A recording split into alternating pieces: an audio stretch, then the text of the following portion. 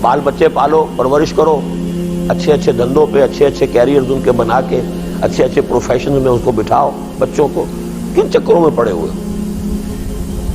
نہیں. کیوں؟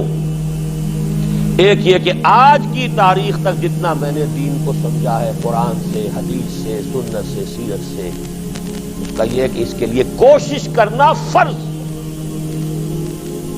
ہو نہ ہو اس کی مجھ پر ذمہ داری نہیں. کوشش کرنا فرض ہے. اگر میں کوشش نہیں کرتا تو میں مجرم ہوں. آپ کوشش نہیں کرتے آپ مجرم.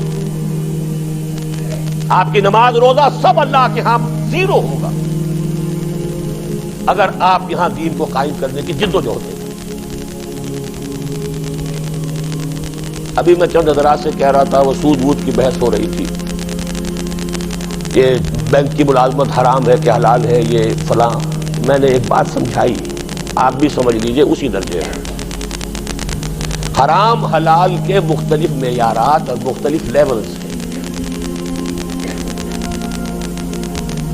ایک لیول یہ ہے کہ کوئی شخص سور کھا رہا ہے یا شراب پی رہا ہے، ہر شخص کو پتا ہے یہ حرام چیز کھا رہا ہے یا حرام چیز پی رہا ہے.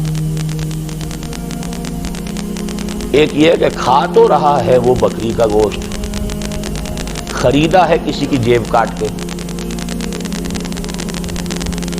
تو حلال کھا رہا ہے کہ حرام کھا رہا ہے؟ بتائیں نا. حرام ہے، بکری کا گوشت ہے، لیکن اس نے خریدا ہے اس پیسے سے جو کسی کی جیب کاٹی.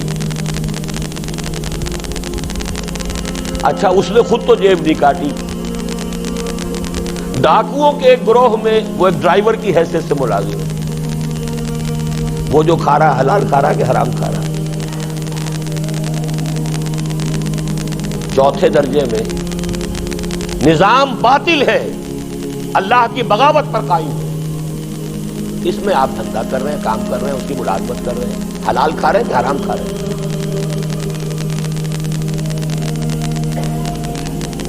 یہ ہے چوتھی بات. باطل کے غلبے میں سانس لینا بھی حرام ہے جب تک کہ انسان اس کو بدلنے کے لیے سرتوڑ کوشش نہ کرے. اس باطل کے نظام میں پھلنے پھولنے کی کوشش نہ کرے.